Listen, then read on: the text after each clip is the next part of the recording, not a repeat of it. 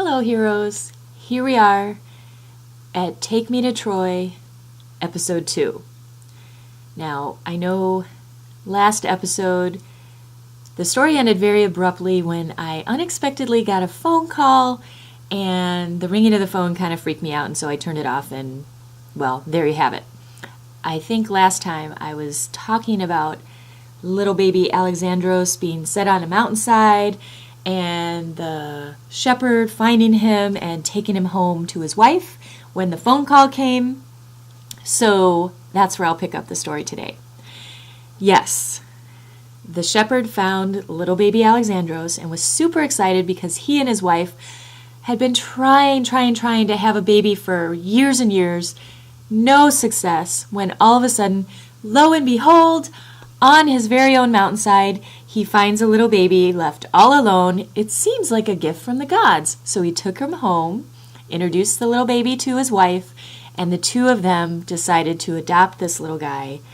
And so we're going to leave them on the slopes of Mount Ida with their sheep and with their new baby son that they've just adopted and named Paris. So now we're going to fast forward in time a little bit and move from the slopes of Mount Ida to the very tip top of Mount Olympos, the home of the gods, where a really, really important wedding is just about to take place. It's so important that Zeus himself is arranging everything, from the ambrosia and the nectar to the entertainment to, the whole deal. I think he was even officiating at this wedding.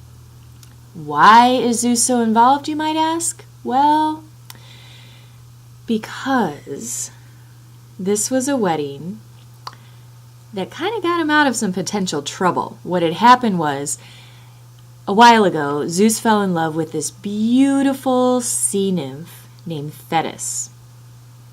And he was, as he usually is, oh my gosh, I'm so in love, I have to have her. But before he goes after Thetis, he consults one of those oracles I was telling you about, only to find out that Thetis has a prophecy attached to her. Apparently, according to the oracle, Thetis was fated to have a son who would grow up to be more powerful than his father. Well, as soon as Zeus heard this, his ardor cooled because, he kind of likes being sky god, and why mess with a woman who could end up having a kid who could overthrow you? He decides to dodge that bullet, and so by not going after Thetis, he leaves her free to fall in love herself with a mortal man named Peleus, who was king of Phthia. It's one of those weird names that begins with a P followed by a TH. Phthia. That's the name of Peleus's country that he's king of. So anyway, Peleus and Thetis fall in love. Even though Peleus is mortal, the couple decide to get married, and Zeus is the most enthusiastic person of all when he hears this because, yay, she's marrying a mortal. That's not such a big deal if she ends up having a son someday that's more powerful than his dad. So being so relieved to not be in danger of having a son who may overthrow him someday, Zeus decides that he's super excited about this wedding to the point where he's going to arrange it all himself, which is why I'm taking you up to Mount Olympos to the site of this wedding bash, excuse me, where all the guests are assembled. The thing is, every single goddess, god, centaur, faun, nymph, mythological creature of any sort has been invited to this wedding. It's the party of the year. There's only one person who has not been invited, and that person's name is Eris. That's Eris, not to be confused with Eros, the god of love. This lady is just about the opposite of that. Eris was goddess of discord. And just in case you're not sure what discord means, it's kind of like, okay, so let's say there's a winter formal, and Emma, you're out there, right? Okay, so Emma say that you have this huge, huge crush on Michael. You have since you guys were really little. And you've always, your eyes have followed him forever. And you think, oh my gosh, it would be so awesome to invite Michael to this winter formal. But you're a little nervous. You don't quite know how to do it. So you're walking down the hall one day, the week before the final, talking to your best friend, Emily, and you confess everything to her. Emily, I'm so in like with Michael, and I really want to ask him to formal, but I just don't know how to do it. I'm too embarrassed. Well, Emily listens to you and says, just do it, just ask him. And you say, no, I can't. And she says, sure you can. And you say, no, I can't. And she says, sure you can. And you say, no, actually, I really can't. It's a nice thought, but I'm not going to do it. Well, you two go your separate ways. Emily goes home that night, thinks about your situation, and then decides, my friend Emma, she's pretty awesome, but she's really making a mistake not asking Michael to formal. Now that she mentions it, he is pretty cute. I think I'm going to ask Michael to formal.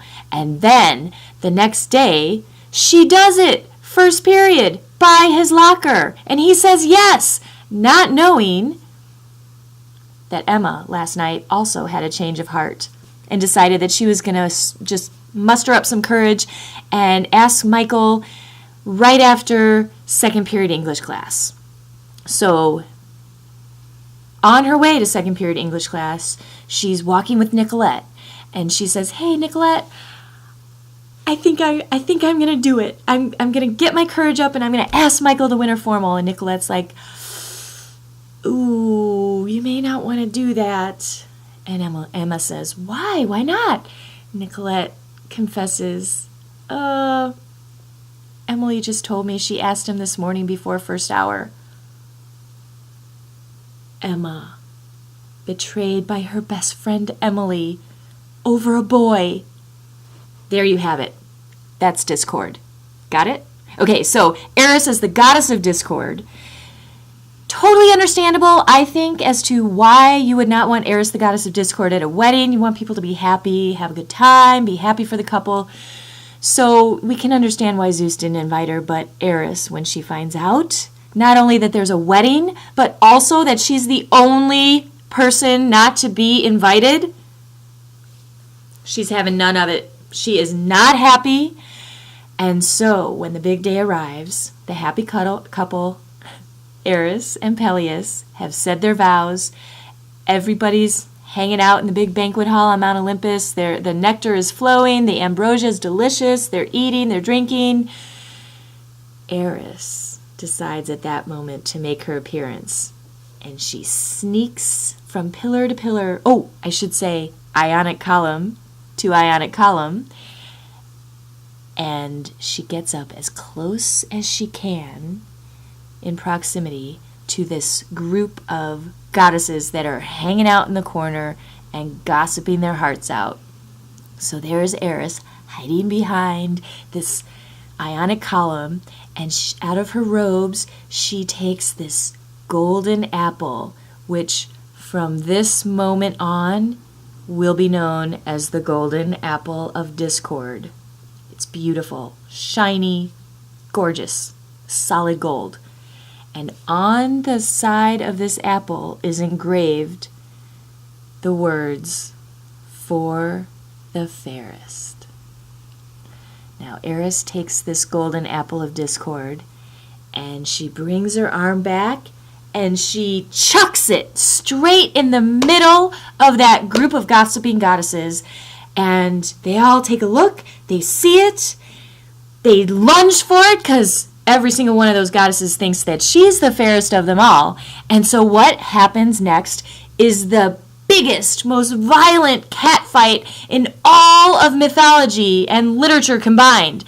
These goddesses are fierce. There's hair pulling, the nails come out, there's scratching, there's biting. Somebody's gown gets ripped, somebody else's hem gets ripped. Somebody grabs a handful of hair. Somebody else bites a chunk out of somebody's shoulder. Oh my gosh, it's so ugly. And all of the gods sitting around are just kind of like, whoa, cat fight. And they stand back. Well, the fight rages on, and this golden apple keeps on flying through the air, and goddesses keep lunging for it, and it's just craziness all around. Until gradually, one by one, the goddesses gradually start to bow out of the fight. Because, I mean, it's a golden apple. Do you really want to get your eye poked out for that? Most goddesses wise up and back out of the fight, except for 3 goddesses who are never, ever going to back out of this fight. These are the most strong-willed goddesses of all the Greek pantheon, and they are Hera, queen of the gods, Aphrodite, goddess of love and beauty. Kind of makes sense why she would think she was the fairest of them all, right? And then thirdly, Athena, goddess of wisdom and war. You do not want to tick her off. So these 3 goddesses look at each other, and they know that none of them are going to give up. And so they step back and take a breather, and one of them says, probably Athena because she's the wise one, she says, all right, I know you guys aren't going to give up. You know I'm not going to give up. Why don't we take this to somebody else and have somebody else choose for us? So pretty much all at once, all 3 goddesses turn their heads and they focus on Zeus, who's just been sitting on his throne, taking it all in. Zeus, you've been pretty good at getting compromises worked out. There was that whole Demeter and Persephone and Hades thing that you worked out satisfactorily, but